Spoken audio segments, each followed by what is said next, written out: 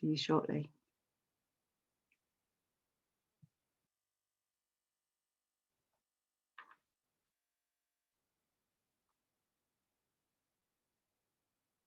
Good morning, everyone, and welcome to the second webinar in our series. And thank you to those of you that were able to join us yesterday.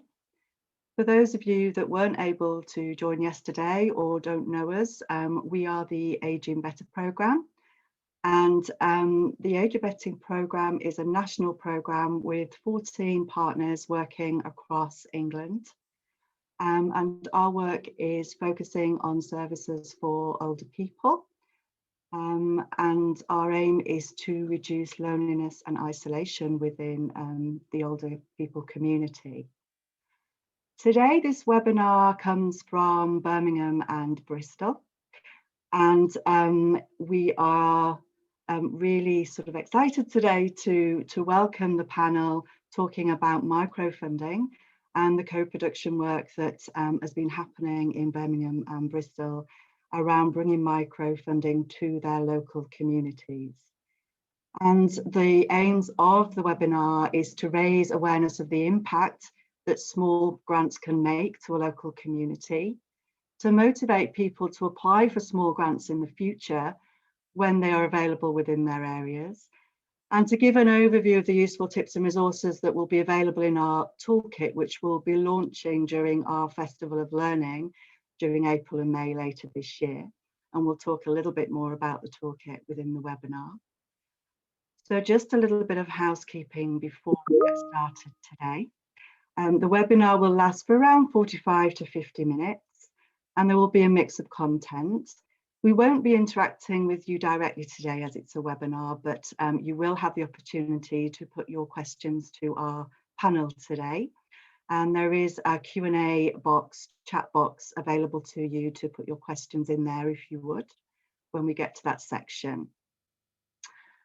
So we will start with a short overview of how the small grants programmes worked in both Bristol and Birmingham. And then we will hear from people who receive the funding themselves and the impact that it's had on them. And we'll also get some insight into being a funding panel member. And one of our funding panel members is here today, who helped to co-produce the funding panel and the application process. And then we'll move on to talk about our toolkit and what tips and resources it will cover and how you can get hold of that. And we'll end with the Q&A. So as I said, please use the chat box to ask any questions that you'd like. And we are recording the webinar, so it will be publicly available afterwards for anyone that couldn't attend today, or if you would like to watch the webinar again after the live session. So without further ado, I'm going to hand over to the team now. I'm handing over to Laura first from Bristol. And so thank you, Laura, and enjoy everybody. Thanks very much, Vicky. Hello everyone, my name's Laura Thacker. I'm Joint Head of Programme for Bristol Ageing Better. So we're just going to start with a brief overview. And I guess it makes sense to start talking about the two small grants programmes first, before we move on to the other content. And both Bristol and Birmingham programmes offered small amounts of funding of up to £2,000 to support local community activities that would help to reduce loneliness and isolation in people aged 50 and over. A key feature of this funding was that the person making the application needed to make sure that they were doing it together with people aged 50 and over, not doing it to them, and not just making assumptions about what this group might want. This involved reaching out to different people in the community to get their thoughts and ideas. And in many cases, people over 50 took the lead and ran the activities themselves. By making sure applications involved the community in this way, it made sure that the activities were relevant. It made sure that they were more enjoyable for the people involved. And also the activities were more likely to continue running after the funding had finished. So the Bristol programme ran for 4 years and the Birmingham programme ran for 5 years. And since April 2020, Birmingham have actually continued with their microfunding with a transition fund offering up to £500 to groups to help them to adapt activities to the COVID-19 pandemic. And both programmes also involved people over 50 in making decisions about which applications were funded. We'll hear from some of the funding panel volunteers later in the webinar.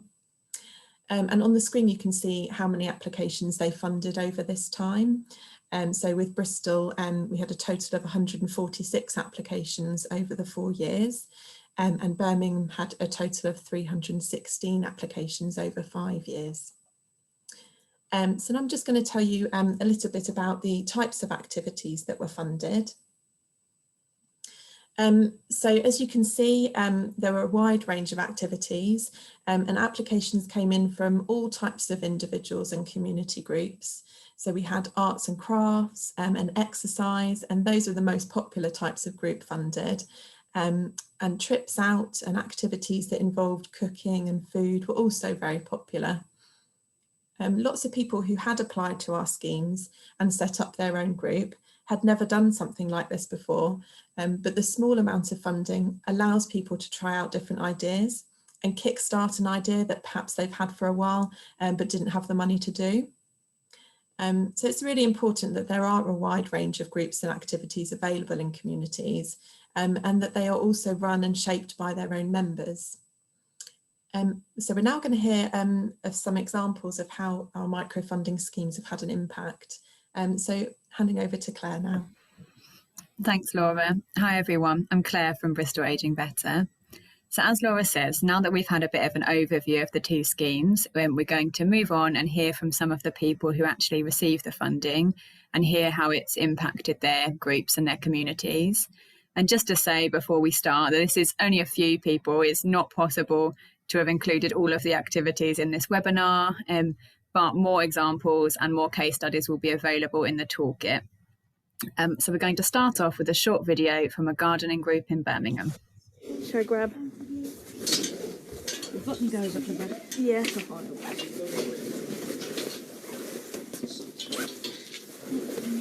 done. See, it looks nice, doesn't it? They're at the bottom, aren't We've they? only just put these away. Yeah. This is the shed we put all the garden furniture away. We've got all our gardening equipment. We've got baskets. We've got, you name it, it's in the shed. And then we've got the greenhouse, which is full of plants actually, which we've just potted. Roy's the official waterer, and we're the official potterers. So without the funding that we've had from yourselves, none of this would have existed. Because originally, all this was just mud and mire down yeah, here, it was wasn't terrible. When I came here. Yeah, and all these were uneven, weren't they? If you know other people and you get to know other people like we have, you're not confined to just sitting in your house all day. Because that's where I think a lot of people can become really lonely. And then you've got to find some way to getting out and about. And it's the same as you see people. It makes it a lot easier. But we always know that there's somebody there that you can knock on the door and say, oh, can you help me? Absolutely, or lose the keys to the lock. Lose the keys to the lock and you have to open the gates. And Get him to go and sort it for you. Yeah. I've done it twice. And we sat out the back, didn't we, a few of us, and had a lot of afternoons. Yeah, absolutely. That's just such a lovely video from Birmingham, and I really think it shows that the impact that a small grant can have on a community, how it can bring people together who would never otherwise have met, and how even though in that video it was gardening, they relied on each other for just other matters in their life as well. So it really helped to build up the community resilience. So we also have Vimla and Sharda with us today. So Sharda received funding from the Birmingham programme, and we'll be talking to Vimla about her experience of this. So Vimla and Sharda, over to you.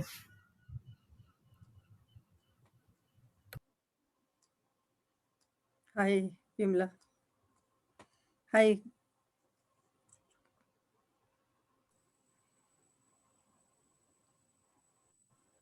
Good morning, Vimla. I think you're on mute, Vimla. Hello? Hello? Can you Hi, hear me? Vimla. Okay. As we are talking about microfunding, Sharda ji, I heard you also received funding for your activity. So what activity did you receive funding for? Yeah, few of the women in the area where I live discussed what we wanted to do, and we set up a weekly women-only Bollywood dance classes for 6 months, and we did a performance at the end. We had people coming from our local area who we didn't know before. It was really successful because we got women together. From the end of the dance activities, we were going to set up singing to be happy session, but the COVID happened, so we had to stop, but we are looking to start again, hopefully soon. So would you like to share your experience of funding process? Was additional support and guidance offered? How valuable was that support and guidance? Yes, the network enable from the Aging Better program helped us to write the application form and to understand the criteria.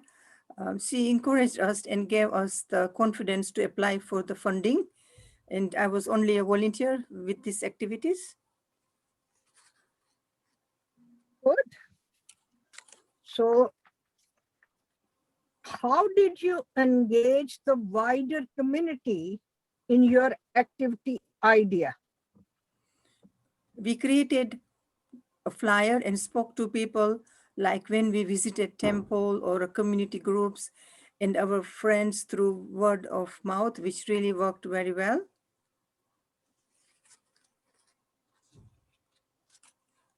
So please tell me, how did you and your group feel when you were told your application has been successful?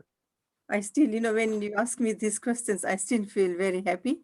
We were very happy, overjoyed. We were very excited that we were going to get the dancing group up and that we could have people join the group.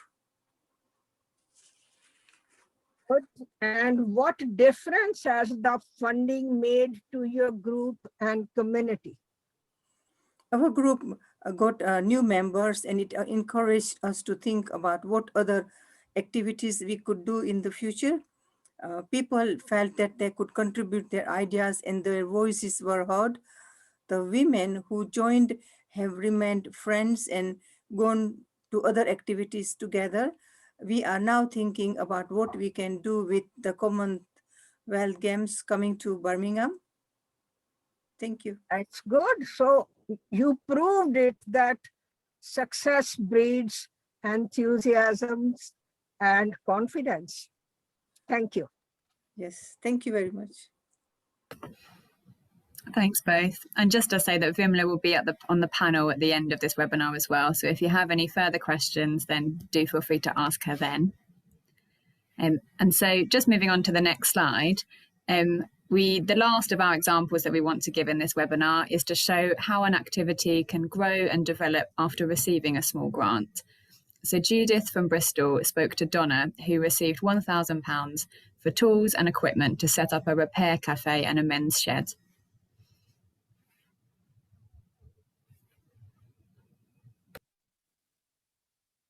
I'm Judith Brown, I'm 82 and I'm chair of Bristol Aging Better. Good morning, Donna. Good morning. Tell me all about what you've been doing. What did you get the money for? So my name's Donna and I work for a charity organisation called Ambition Lawrence Weston, based in Lawrence Weston. And we received Kickstart funding to set up a repair cafe. And we started as just a very small group of sort of 3 or 4 people who had this idea. And it was just running on a monthly basis, and we managed to secure some outdoor space at a local older people's residential home, as they were keen to be involved in this project as well. And this was so successful that we've received some other funding to expand our project. And we now have a man in sheds project with a fully functioning workshop, which is now open 3 days a week. now really it runs itself. I mean, I still apply for different pots of funding to keep them going. I do their advertising for them and stuff like that, social media. But really, you know, the three of them, they're self-running. That's absolutely brilliant. So how did you engage the local people? How did they get to hear about it? Well, the project idea came really from three older men in our community who wanted to put their skills that they'd learned across their working life to use. And that's really how the project began. So from the monthly drop-ins, more people came along because it was advertised as a repair cafe to ask whether they could be involved. We used our local networks, advertising on social media, local newsletters, we had banners, flyers, and of course, word of mouth. We now have lots of people involved, from young to old, from men to women, and we are now a fully paid up member of the UK Men in Sheds Association. That's absolutely brilliant. So you really engaged the whole of the community by the sound of it. So how long has it been going for? I think 2 years from sort of setting up to where we are now, really. So it's been going through COVID. How have you kept it going?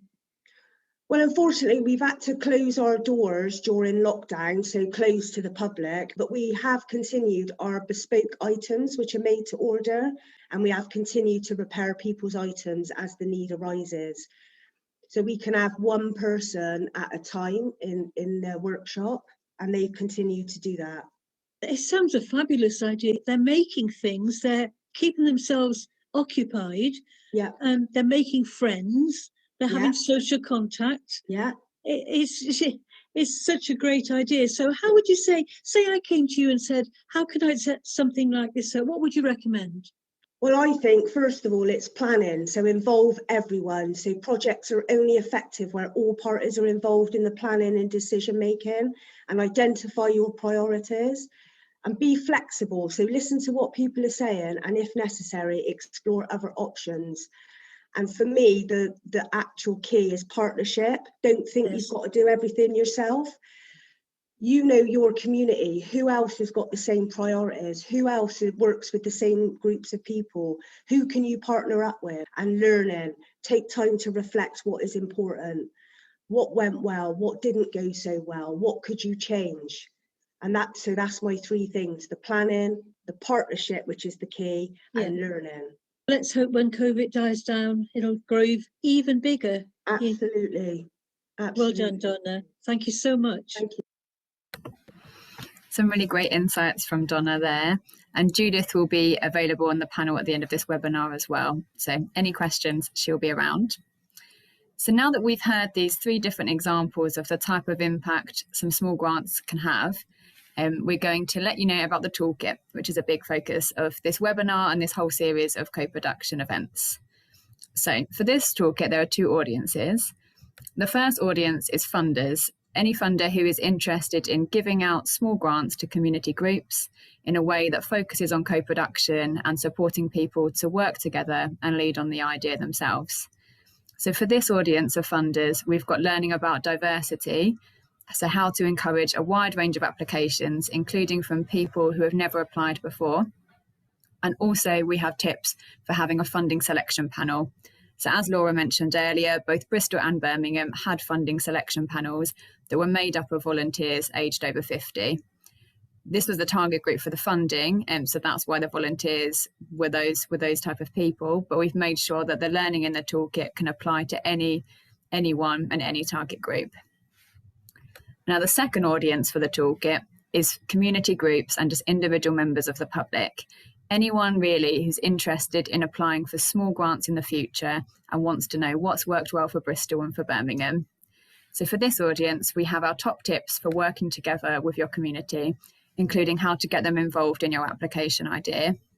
We also have a jargon buster, explaining the keywords that are often found in funding applications. We have advice about keeping your activity going after the funding ends, so that it becomes a strong group and it doesn't need to rely on applying for funding year after year after year. And we also have some ideas about who you can talk to for information and advice about funding in your local area, because it's a field that changes all the time, but there are key people who will be able to advise you with this. So the toolkit will be available in May, so keep an eye out for it then. But because you've attended this webinar today, then we will contact you once it's launched so that you'll have the information sent straight to you. If you have any questions before the toolkit launches in May, then do get in touch with us directly. Vicky's contact details will be on the last slide. And you probably have them from signing up for this webinar anyway. So just get in touch and we can try to help you if you've got questions before May. So now I'm going to hand you over to my colleague Bianca. Hi everyone, I'm Bianca. I'm Project Officer at Bristol Aging Better, and I'm just introducing another short video we have made by Aging Better's National Evaluators, Icoris, which focuses on the microfunding projects in Bristol and Greater Manchester, and shows from the panellist perspective and that of programme management staff how important it was to have older people involved in the bid assessment process as well as the applications.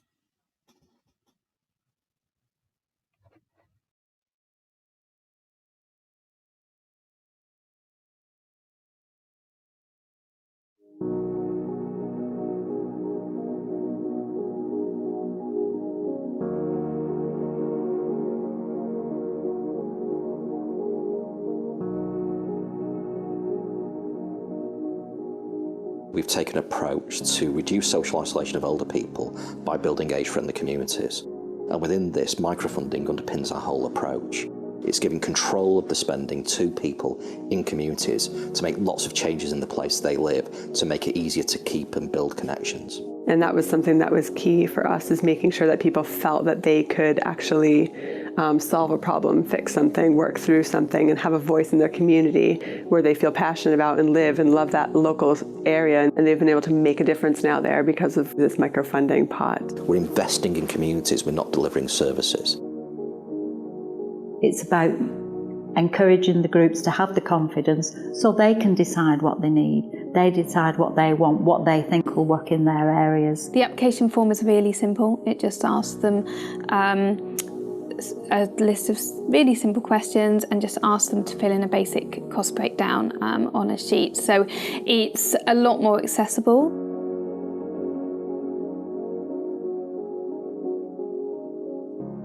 The Kickstart panel is a panel of older people who examine the microfunding we do. We give the money to the people, power to the people, so that there isn't any layers of bureaucracy in between. They can have some of the money the following week, so it's not a long process. I think that's key to making a difference. And it's really important as well to have a paid employee helping to coordinate the whole structure. So whenever there's been a monthly meeting, it's been about saying to people, you know, we've put these through, what do you think? This is the progress, this is where we're up to, that's worked, that's not worked. Has anybody seen anything else work? Do we need to change anything? It feels like a real privilege to have worked with this group of older volunteers who just bring so much integrity and experience. They don't steer our decision making, you know, they are able to contribute extra information if we don't have it. I sometimes feel quite guilty about the fact I get more out of this in terms of satisfaction and reward than I put in terms of agonising over the small print. It's been a wonderful experience for me.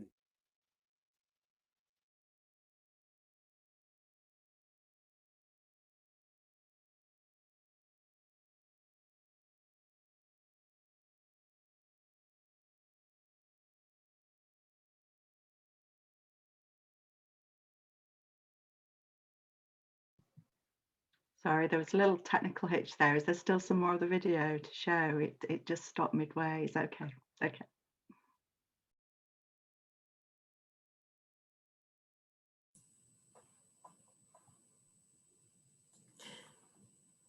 Okay. Bianca, did you want to say any last words? Sure, I think we only missed a few seconds on that video, but I think that really speaks volumes about the huge number of benefits that having older people involved at that decision-making stage has, and it's really nicely complemented, I think, with the interviews we've had before about how transformative it is for communities when they're able to sort of put in funding applications without necessarily having to kind of go through a service provider or a large registered charity. So I think are we moving on to the panel now? Yes, thank you. Thanks, Bianca. So yeah, we now have some time for questions. So we're pleased to be joined by people who've been instrumental in delivering both the Bristol and Birmingham microfunding schemes. If you haven't already, please do write your questions in the Q&A box and we'll try and get through as many as we can. So I would now like to welcome to the virtual stage our panellists for today, Judith, Vimla, Bianca and Alina. So we'll kick off with a quick introduction from each of you. So Bianca, would you like to introduce yourself and also tell the audience how you've been involved in the microfunding scheme in Bristol? Yeah, so once again, I am Project Officer at Bristol Aging Better, and I've been with Bristol Aging Better since 2015 when it first launched, and we launched the Community Kickstart Fund, which was our microfunding scheme, in 2016. So for around 4 years, I coordinated that. So that meant doing the administration around receiving the bids, sending them over to the panel, and as I think Brian and Linda said in that video, giving the panel guidance and giving them the sort of factual information and any context that might be useful, but not actually making the decisions myself. So that was nice to not have to wrestle with that myself. And I also did outreach work in communities and geographic locations that were underrepresented. So you know, as we went through the 4 years, if we found there were particular areas of the city which we didn't seem to be reaching, I would look at doing outreach work. So I ran some workshops, some bid writing workshops for community groups in those areas. Thank you, Bianca. And Judith, we heard your voice earlier in the webinar, but would you like to introduce yourself and how were you involved in Bristol? Thank you. I'm Judith Brown. I'm 82 and I was one of the original group that applied for the lottery money, so I was very relieved to get it. I'm now chair of Bristol Aging Better. I'm Bristol Old People Forum ambassador. We've got 3,000 members across the city, and I'm an Age UK Bristol trustee. Thank you, Judith. And Alina, welcome to the stage. Please could you introduce yourself and tell us your role in Birmingham's microfunding scheme? Thank you. Yeah, so my name is Alina Rosen and I work for Aging Better in Birmingham, and I'm the equivalent of Bianca. So I'm responsible for the funding that we had in Birmingham called the Aging Better Fund, which is still live. So we've been going since 2016, and as Laura explained, we've had about over 300 applications so far. That's been successful, and I'm just responsible for making sure that works. Yeah. Brilliant, thank you, Alina. And last but not least, Vimla, would you like to unmute yourself and introduce yourself and tell us how you have been involved in Birmingham's microfunding scheme?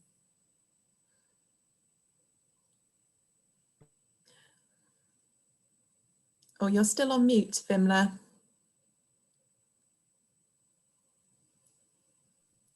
That's it? Part of Age of Experience group in Birmingham, and in that role I sit on the funding panel. I enjoy every bit of it, and I'm learning a lot. Also, I bring local expertise to the panel because I'm a member of a wider community. That's enough for the time being, I think. Brilliant, thank you. Okay, so we've had a couple of questions through the Q&A box. So the first one is, how do the panel reach a consensus when awarding grants? Bianca, do you want to start us off with that one? How did it work in Bristol? I mean, I think the first thing to say is it worked incredibly well in Bristol. We may have been lucky, but I like to think that co-production is a very organic thing, that when people know that they are genuinely being involved democratically, that that more democracy happens. So, I mean, yeah, our panel was absolutely fantastic. Everyone brought different experiences and insights, but that they tended to make decisions collectively. So what we did was the panel would receive the applications ahead of the meeting where we come together to decide what was going to be funded, and they'd score against, I think it's about 5 criteria. So they'd give a score between 1 and 5 for each, which would give them a total score for the bid. We'd receive those in advance, we'd put them all together, and where we go through each one in turn and say, well, it looks like this has got quite a high score, so it'll be funded. And where if someone had scored it quite low, they'd hear the perspectives from other people who'd scored it higher, or vice versa. And most of the time people would want to amend their scores because there'd be something that they perhaps hadn't considered or weren't aware of. So we always came to a consensus, really, with people would kind of choose to amend their scores or would change their minds in light of new information. Judith might be able to say a little bit more about how that worked from her perspective, being on that panel. Yeah, it was really good. I think the thing was we had very clear criteria as to what we were looking for. If it didn't immediately say, this is how we contacted older people and this is what they said, you know, forget it. We sent it back for them to look at it again, because this was the really important thing about it, that older people were going to say what they wanted to happen in their community, and it was our job to see how you could get it for them, or they could get it for themselves. And because the criteria was so clear, by the end of the period, I mean, we had several turnovers of members as people came and left, but it was always the same. We all worked together, and then by the end of the time, very often the scores were identical. You know, you'd go around the table and somebody say 4.6, 4. It was amazing how close we became in what we were looking for and what we were going to say. I don't remember a single, I was there from the start, and I don't remember a single occasion when we had a real difficulty with people. Brilliant. And I like what you've said about the fact that you send it back to applicants as well, for them to adjust their, adjust the application to suit, to help them a bit more as well. And just to say, we've had a question in the chat about whether the microfunding is available to neighbouring areas in Bristol, and the microfunding has stopped now in Bristol, unfortunately. It's the Birmingham one that's continued, but it was just for Bristol area. It wasn't for outside of that. So, okay. And Alina, how did you all come to agreements, or how do you come to agreements in Birmingham? I think Vimla will agree it's very similar to the way they did it in Bristol as well. Around we had a sort of scoring. The scoring for us in Birmingham was more around the directing the conversation and the discussion of the panel to sort of see what people were thinking about different applications. I think what was really important, and this has been emphasized, you know, when you have people from different backgrounds, people have different experiences. So you come together on the panel and you bring something else that someone else hasn't thought about. And I think that's really key. But what Judith mentioned, which is around feedback. So in Birmingham, if someone was unsuccessful, we gave them constructive feedback that was put together with a panel in the meeting. And that feedback was then put to the applicant together with the, there was a phone number they could call if they wanted more feedback. There was an email address. So having that sort of conversation with applicants saying, you weren't successful this time, but do come back. You just need to consider how you're going to make this sustainable, or how you will reach older people in your area, or older people who are carers, or whatever the activity was focused on. Brilliant. Thank you, Alina. I just wondered also what I know we touched on earlier, the fact that older people are involved in the panels and deciding which groups get funding, etc. But as a group, why do you think it's important to have both citizens and professionals on a panel like that? Vimla, what are your thoughts about having both older people and professionals? I personally think, as we are talking about co-production, That is the main criteria for co-production, to have citizens and the organizations.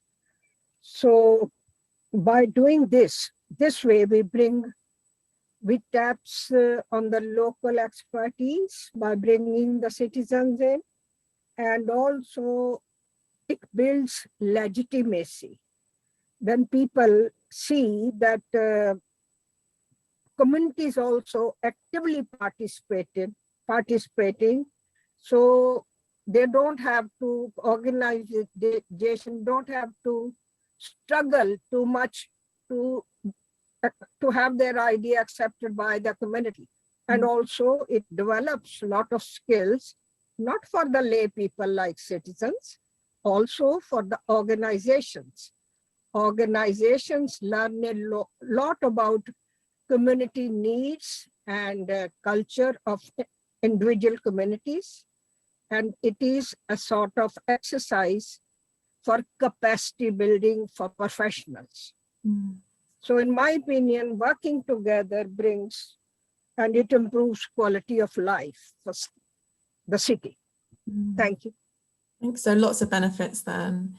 And Judith, do you have anything to add to that in terms of having both older people and professionals on the panel? I think Vimla's absolutely right. Absolutely right in what she said. It builds communities' cohesiveness together. Because up to now, let's be honest, up to now, older people have had things done to them. Professionals have thought, oh, this would be good for them, oh, that would be good for them, oh, that'd be good for them doing this. And it's been put on top of older people. But this is totally different and new, and that's why I'm so excited about co-production, because it's going into a community and finding out what they want and then working together to help them get it. And there's so much both professionals and older people can learn from each other. Absolutely. Thank you both. Okay, so we've had a question through about how the money is tracked or audited, so ensuring that it's spent on what people proposed. So as part of that, do we ask for receipts and things like that, or is there trust involved? Bianca, what happened in Bristol? Can you give us an overview? Yeah, so in Bristol, the way that we set up the Community Kickstart Fund is that rather than the groups receiving any cash grants, they'd actually receive the goods and services that they outlined on their application forms. So what that means is that I spent quite a bit of time passing over invoices to our finance team and also buying things on my work credit card as well. So whether it's buying tools from a men's shed or buying lots of balls of wool for a knitting circle or more unusual items. So that was actually for a sort of legislative reason, because we'd received a grant from the lottery, because we were a grant holder as Bristol Aging Better. We couldn't then pass on grants to other organisations, but it is actually a real benefit for two reasons. One, it meant that community groups could apply and they didn't need to be constituted in any way. And another was that it took away that kind of, the sort of auditing process. It took away that need for them to scan receipts and sort of keep all of that. So I stored all of that. You know, we had a kind of folder where we made sure that we kept track of all the receipts so that we could show it to our auditors at AGK Bristol if we needed. But it did take away that administrative burden, and for us as well, where there were projects that ended up not being able to get going, or things changed, circumstances changed, it would just mean that we didn't buy those items, so we didn't have to claw back any funding. I mean, I should say that was only about 2 activities where we potentially would have been in a situation to claw back funding, but it's really good to not be able to do that. Thank you, Bianca. And was it similar for you, Alina, in Birmingham? Yeah, I think one of the key things, if someone's setting up a microfund, having someone doing the administration is really, really helpful. Because like Bianca said, that means that you can reach those people who can't, sort of grassroots group, who are not constituted, they don't have a bank account, they can't apply for the larger grants that are often out there. So sometimes they're sort of, they fall in between the gaps. So having a microfund where we're actually managing the admin side of things, and we're purchasing items for a group, that means you could reach those people who may not be eligible for other funding. So yeah, but having that administrator and actually putting resource into that has been really key to the success of the microfunds. Brilliant, thank you. Some good points there.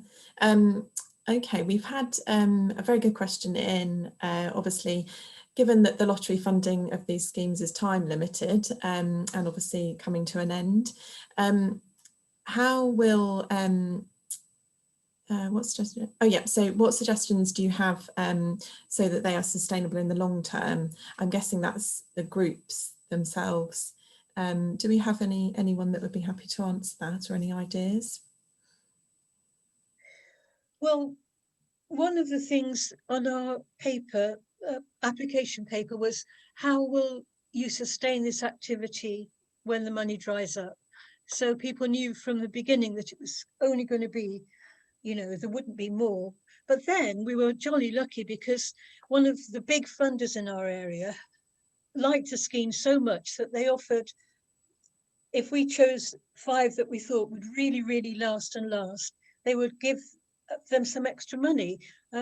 Bianca probably tell you more about that, but that was the essence of the scheme. The other thing is that people themselves, if they want it enough, they will keep it going. We had all sorts of ways they were going to keep it going. They would have raffles, they would have meetings, they would have sponsorship, they would go around local shops, they would go around big business. People are very inventive, and if they really want it, they will keep it going. Any thoughts from me, Bianca?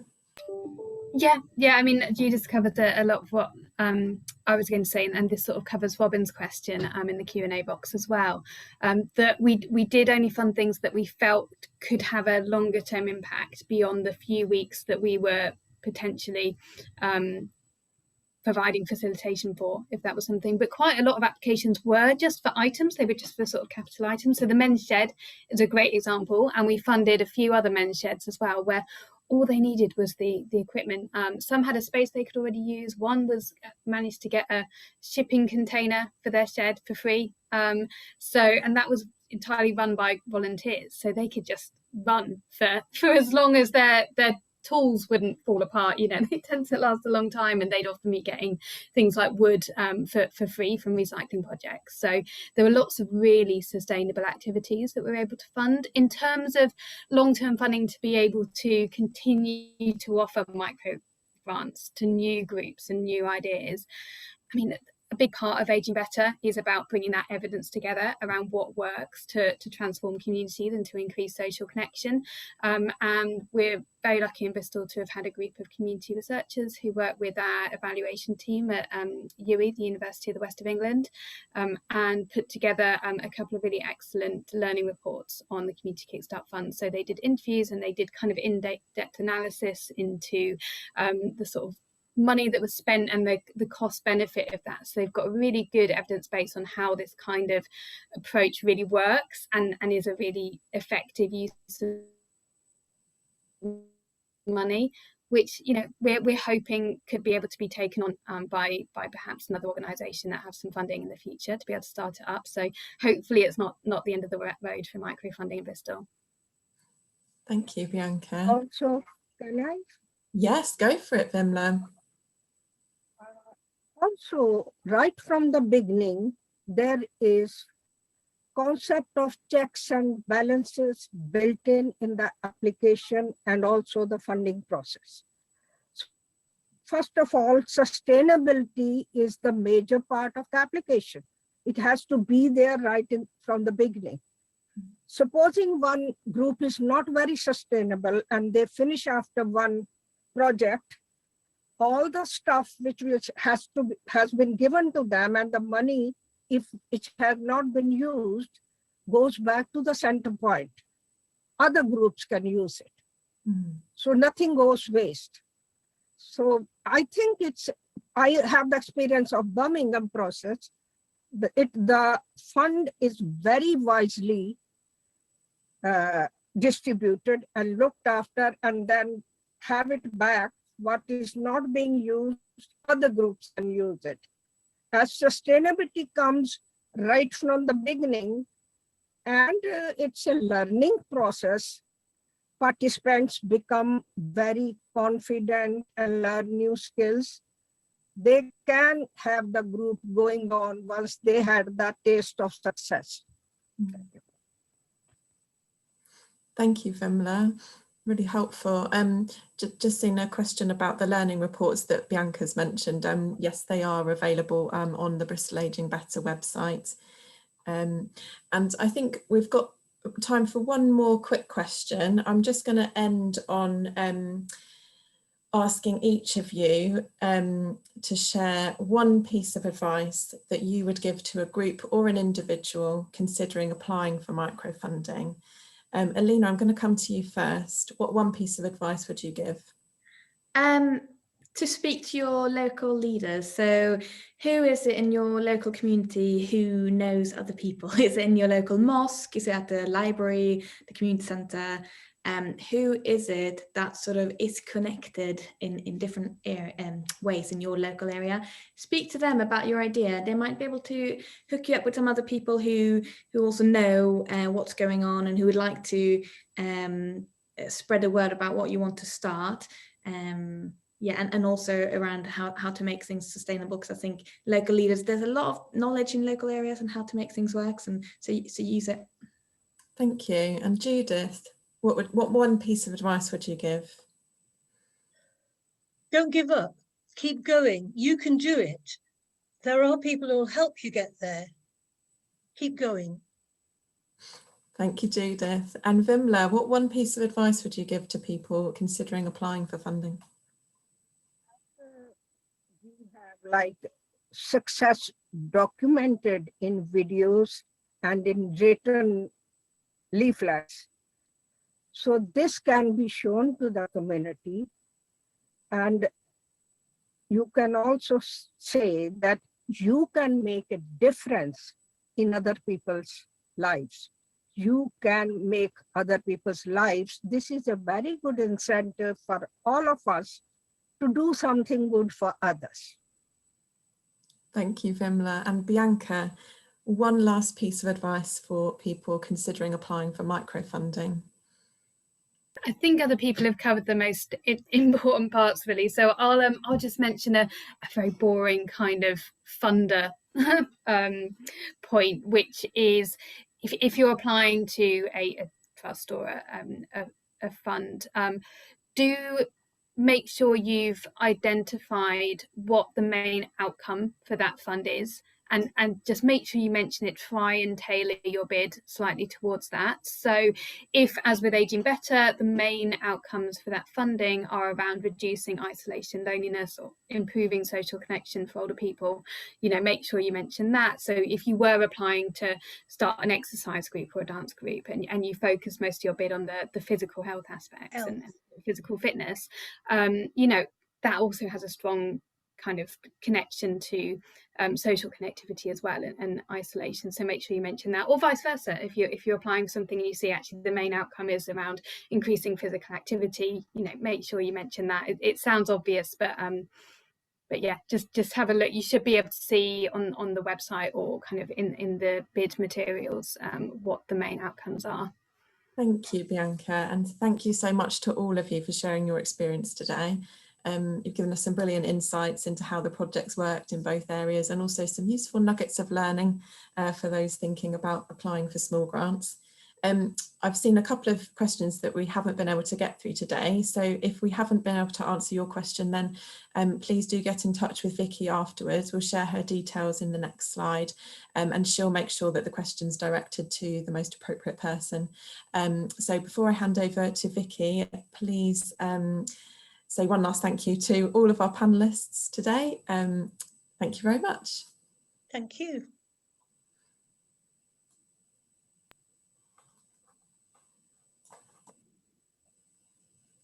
Thank you so much, Laura, and thank you to everybody. I've really enjoyed listening to that, and what a brilliant insight across both cities there in terms of what you've been up to around microfunding and all the great co-production work that you've been doing together. And thank you very much to everyone that's attended today, and I hope that that's been really helpful to you. I will actually take the questions whilst they're still up before I leave the meeting, so I'll make notes of the ones that haven't been answered today, and as Laura said, we'll make sure that they get answered for you, and we'll pose those to the appropriate panel member. So just to finish off then, I just wanted to say a big thank you to everybody that's taken part in this webinar today, and to everyone that's attended, and to those of you that are attending some of our other webinars that are coming up over the next weeks and months.